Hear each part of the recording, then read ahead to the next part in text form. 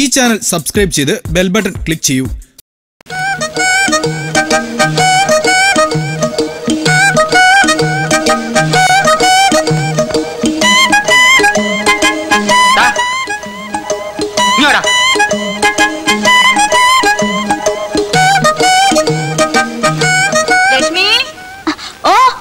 നിനക്ക് എന്തിന്റെ അസുഖമാടാ?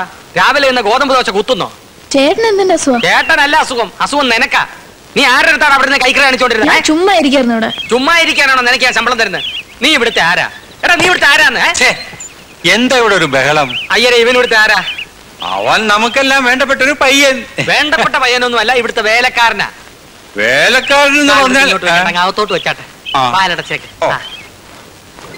ഇങ്ങോട്ട് നീ ഇങ്ങോട്ട് വന്നടാ. ആഹാ, നീ ഇവിടുത്തെ ആരാ? വേലക്കാരൻ. ഒരു വേലക്കാരൻ ചെയ്യേണ്ട പണി എല്ലാം ചെയ്തിട്ടാ ഞാൻ അവിടെ പോയിരുന്നത്. നീ എന്തോന്ന് ചെയ്തു? ഞാനോ? മുറ്റടിച്ചു, തുണി കഴുകിയിട്ടു, ചോറും കറിയും വെച്ചു. തീർന്നോ ജോലി? ആ, തീർന്നു. ഇനിയിപ്പോ ഒരു പണി ഇല്ല.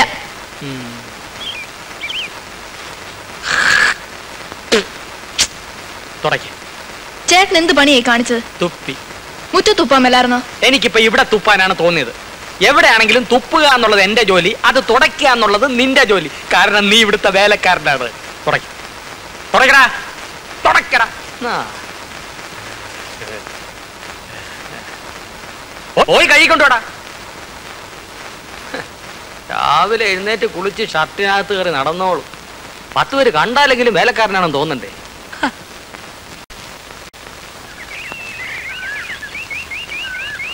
ഈ ഒരു കാര്യത്തില് ഞാൻ റഹ്മാനെ സമ്മതിച്ചിരിക്കുക.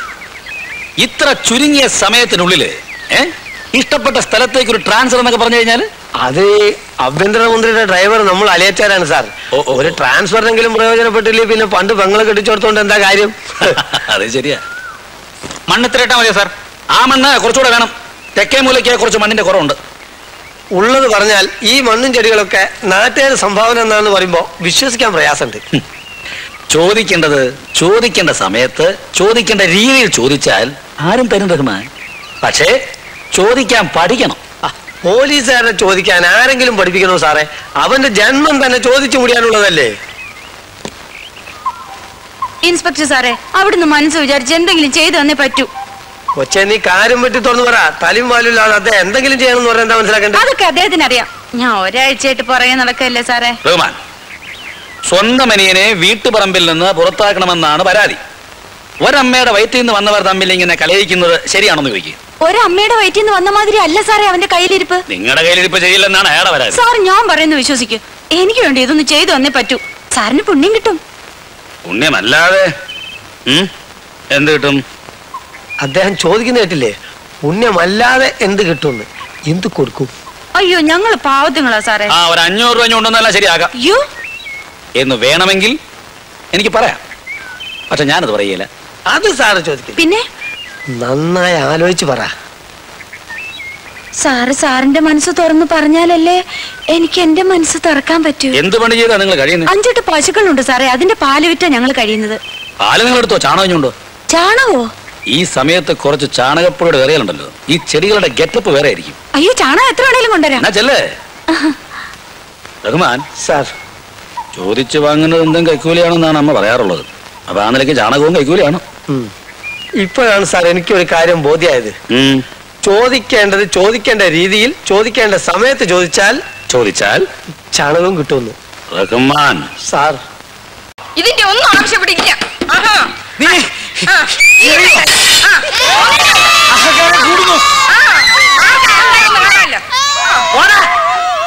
നിനക്ക് തൃപ്തിയായോ? ഇത്ര ആളുകളെ ഇവിടെ വിളിച്ചുകൊണ്ട് കഴിഞ്ഞപ്പോൾ നിനക്ക് തൃപ്തിയായോ? ഇതിനെല്ലാം കാരണം നിങ്ങൾ ഒരുത്തല. ഞാൻ ഇനി എറിയോ?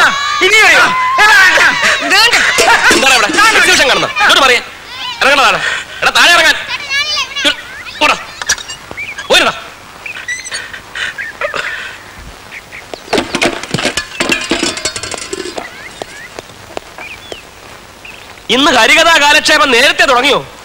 എന്റെ അമ്മേ, എന്റെ അച്ഛ, എന്തിനാ എന്റെ മാനം ഇങ്ങനെ കപ്പൽ കയറ്റുന്നത്?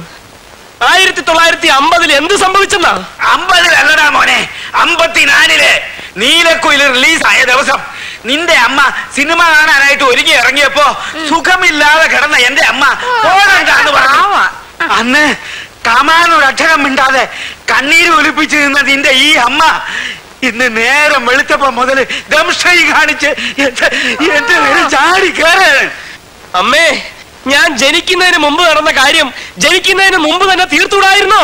അതെങ്ങനെയാ? അന്ന് ഇങ്ങേര് സിംഹം അല്ലായിരുന്നോ? ഇന്നല്ലേ പൂച്ച പോലെ ആയത്. എന്നാലും കാത്തിരുന്ന് കസവും കൊണ്ട് കൊടുത്ത് ഞാൻ ആ സിനിമയൊന്ന് കാണാൻ പോവാന്ന് വെച്ചപ്പോ കളവി തള്ള എന്നാ ഞാനും പിടിക്കും. എന്നാ പിന്നെ ഞാൻ മാത്രമായിട്ടൊന്ന് വെറുതെ ഇരിക്കുന്നത്. ഞാനും വേണ്ടടോ, നെഞ്ചു കലങ്ങി പോവും. വേണ്ട. വനജാദേവി 19 വയസ്സ്, കാർത്തിക നക്ഷത്രം, പെണ്ണ് കൊള്ളാം. ഇതാ നോക്ക്. അടുത്തത് കോമളവല്ലി, അത്തൻ നക്ഷത്രം, 5 അടി 3 ഇഞ്ച് പൊക്കം. എന്റെ പൊന്നച്ച, എനിക്കിപ്പോ കല്യാണം വേണ്ട. എനിക്കല്ല നിർബന്ധം, നിന്റെ അമ്മയ്ക്കാ. അവൾ ഇന്നലെ ഒരു സ്വപ്നം കണ്ടു, നീ ഒരു പെൺകുട്ടിയുമായിട്ട് സഹകരണത്തിലാണെന്ന്. അതേ മകനെ, അമ്മ സ്വപ്നം കണ്ടു. അമ്മയ്ക്ക് സ്വപ്നം കാണാൻ ഒരുപാട് സമയമുണ്ട്. ഇവിടെ മനുഷ്യന് നിന്ന് ഇരിയാൻ സമയമില്ല. അപ്പോഴാ സഹകരണം. എന്നാ നീ അവക്കൊരു വാക്ക് കൊടുക്ക. എന്നെ ഇരുത്തി പൊറപ്പിക്കുന്നില്ല. എന്ത് വാക്ക്? നീ എന്ന് കല്യാണം കഴിക്കുന്നോ ആ പെൺകുട്ടിയെ ഞങ്ങൾ തീരുമാനിക്കും. എന്താണ് നമുക്ക് സമ്മതിക്കാൻ ഒരു വിഷമം? സമ്മതിക്കാൻ വിഷമമോ? ഇല്ലാതെങ്ങാനും നീ ചിന്തിച്ചാലുണ്ടല്ലോ ഞാൻ ചത്തുകളയും. ഞാനും ചത്തുകളയും. മണ്ടക്കാട്ട് ഭഗവതിയാണ് പറയുന്നത്, ഞങ്ങള് തീരുമാനിക്കുന്ന പെൺകുട്ടിയെ നീ വിവാഹം കഴിച്ചില്ലെങ്കിൽ മകനെ നീ നട്ടം തിരിയും. നീ നട്ടം തിരിയും. ആഹാ, എവിടെ നിന്ന് കിട്ടിയ വേഷം? ഏതായാലും സംഭവം കലക്കിയിട്ടുണ്ട്. വേഷക്കാരായിരുന്നു എന്റെ ഗ്രേറ്റ് ഗ്രാൻഡ് ഫാദർ നാരായണയ്യർ. അദ്ദേഹത്തിന്റെ വേഷമാണ്. സ്റ്റഡി നിൽക്കത്തൊക്കെ. വേഷക്കാരുടെ വേഷം വിട്ടാ പിന്നെ അയ്യർക്ക് ചിരി വരത്തില്ലേ? ക്യാമറയുടെ മുമ്പിൽ ചിരിക്കാൻ അല്ലേലും ഇത്തിരി ബുദ്ധിമുട്ടാണ്. ശരി, ഞങ്ങള് വാടക കുടിശ്ശിക തരാൻ പോകുന്നു എന്ന് വിചാരിക്കും. എന്നാ തന്നു എന്ന് വിചാരിക്കും. ഇത് തന്നെ തരാം, എടുത്തോ. ഇനി നമുക്ക് കേൾക്കാം. വാ, ഓമനക്കുട്ടനവിടെ വിളിക്കേ. ഓമനക്കുട്ടാ. ദാ വരുന്നു. വന്നേ. വാ. നീ എന്തിനാ കയറി നിൽക്കുന്നത്? മാറ്. നിന്നെ ഇന്ന് ആ വ്യത്യാസമില്ല. കാരണം ഇന്ന് അയ്യരുടെ പിറന്നാളാണ്. ജീവിതത്തിൽ ഒരു പൈസ പോലും ചെലവാക്കാത്ത അയ്യർ നമുക്ക് വാങ്ങിച്ചു തന്നതുപോലെ തന്നെ പുതിയ ഡ്രസ് അവനും വാങ്ങിച്ചു കൊടുത്തിട്ടുണ്ട്. രാമന് നിന്നു. അയ്യ എടുക്കട്ടോ. എടുത്തു. Thank you. 2 ദിവസത്തിനാ പ്രിന്റ് തരാം. എന്താ അയ്യരെ നമ്മുടെ പ്രോഗ്രാം? നമ്മുടെ ആഘോഷം എവിടെ തുടങ്ങുന്നു? നമ്മൾ നേരെ നമ്മുടെ വാഴത്തോപ്പിലേക്ക് പോകുന്നു. ഉച്ചവരെ അവിടെ വിട്ടാൽ രാത്രി 10 മണി വരെയുള്ള പ്രോഗ്രാം ഞാൻ ഫിക്സ് ചെയ്യും. എന്റെ കൂടെ നിന്നാ മതി. എല്ലാരൊക്കെ എടുത്തിട്ടുണ്ടല്ലോ. അവസാനം കോട്ടും ഉണ്ട്. രാമ, ഞങ്ങൾ വരാൻ എന്തായാലും രാത്രി 10 മണിയാവും. നീ ഭക്ഷണമൊക്കെ കഴിച്ച് കഥ കടച്ച് കിടന്നു. ഇതിരിക്കട്ടെ, ചെലവാക്കണ്ട. എന്തെങ്കിലും അത്യാവശ്യം വന്നാ വരുന്നു.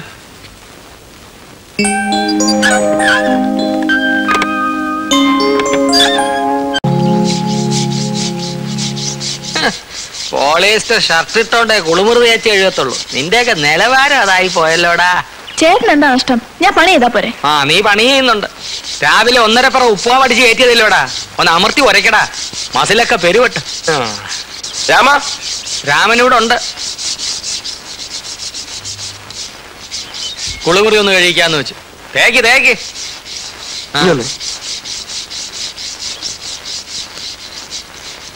മര്യാദ വേണോടോ ഒരു പെണ്ണിനെ കൊണ്ട്. പെണ്ണോ? ഒരു പെണ്ണ് ചെയ്യേണ്ട കാര്യങ്ങൾ ആ പയ്യനെ കൊണ്ട് ചെയ്യിപ്പിക്കാന്ന് വെച്ചാൽ, എടോ കാവി കൊടുത്തോണ്ട് മാത്രമായില്ല, താനൊരു ചെറ്റയാ. അല്ല, അവനെ കൊണ്ട് പണി എടുപ്പിച്ചു വെച്ച് നിനക്കെന്താ ബുദ്ധിമുട്ട്? പോളിസ്റ്റർ ഇട്ടാലോ വേലക്കാരനാടാ. ഞാനും വേലക്കാരനാ. രാവിലെ മുതൽ വൈകുന്നേരം വരെ 100 പേരുടെ മുമ്പിൽ വെച്ച് വിളമ്പിയും എച്ചു തുറച്ചുവാ ഞങ്ങൾ ഹോട്ടൽ ബോയ്സ് ജീവിക്കുന്നത്. അതുകൊണ്ട് അവന്റെ പ്രയാസം എനിക്ക് മനസ്സിലാവും. മേലനങ്ങാത്ത തനിക്ക് എന്റെ വിഷമം അറിയില്ല. ഷാരടി, ഇത്തിരി എണ്ണ വേണമല്ലോ, ഒന്ന് തേച്ച് വിളിക്കാനാ. എണ്ണ ഇത് മൊത്തം തേച്ചെടുക്കണേ കുറെ എണ്ണ വേണ്ടി വരുമല്ലോ ഈശ്വര. തരാ.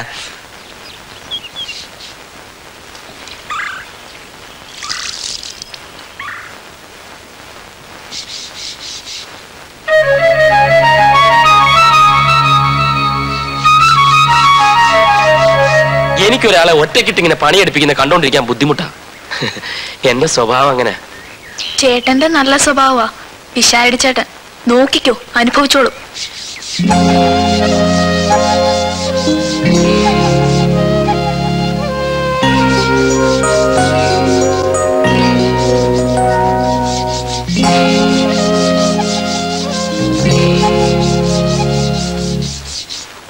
ഞാൻ വേണമെങ്കിൽ ഈ പാന്റും ഷർട്ടും ഒക്കെ മാറ്റി കയ്യിൽ എടുത്തോണ്ട് വരാം. ജോലി ചെയ്യാൻ എളുപ്പം ഉണ്ടായനെ. വേണ്ട ഏട്ടാ, ഞാൻ ഒറ്റയ്ക്ക് ചെയ്തോളാം. അവനക്കൂട്ടാ, എക്സ്ക്യൂസ് മീ, ഒരു നിമിഷം.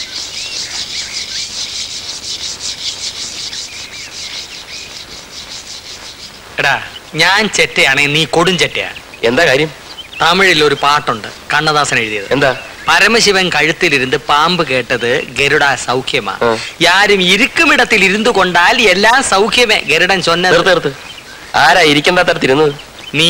എങ്ങനെ? നീ നിന്റെ നിലയും വിലയും മറന്ന് ഒരു വേലക്കാരൻ ചെക്കനോടൊപ്പം തോളോട് തോൾ ഉരുമിയിരുന്ന് കുളിമുറി കഴുകുന്നു. കുളിമുറി കഴിയുന്ന അത്ര മോശമായ കാര്യമൊന്നുമല്ല. മഹാത്മാഗാന്ധിയൊക്കെ ചെയ്തിട്ടുള്ള. ഉവ്വ്. പക്ഷേ ഈ നില തുടർന്നാൽ നീ എഴുതി വെച്ചോ ഓമനക്കുട്ട, ഇവൻ നിന്റെ അന്തകനായി ഭവിക്കും.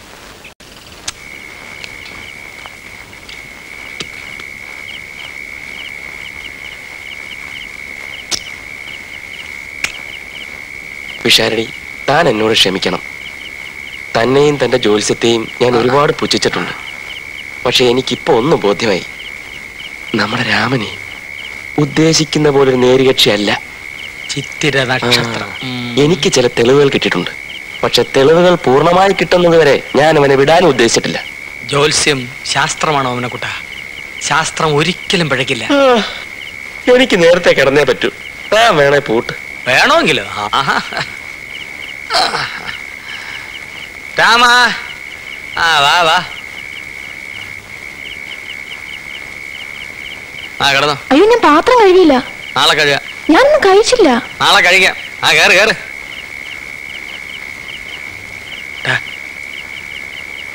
എല്ലാ തെളിവുകളും ചുരുങ്ങിയ സമയത്തിനുള്ളിൽ ശേഖരിച്ചോണം. അവസാനം നിരാശയ്ക്ക് ഇടവരരുത്.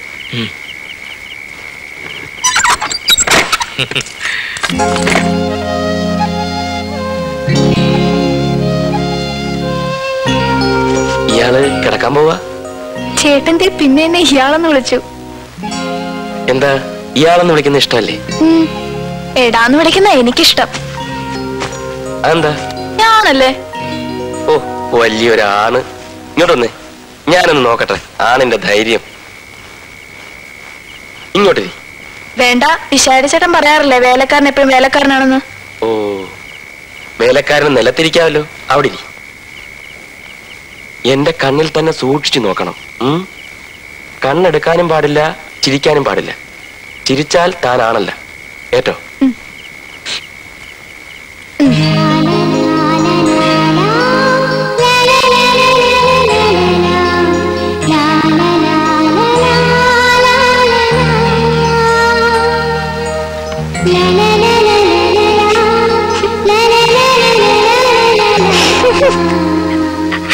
ചിരിച്ചു.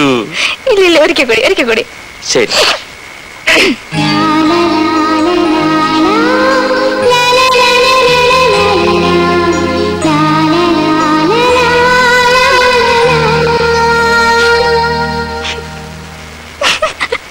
രാമനാണല്ല. എനിക്ക് ഉറക്കം വരുന്നു, ഞാൻ കിടക്കാൻ പോവാ.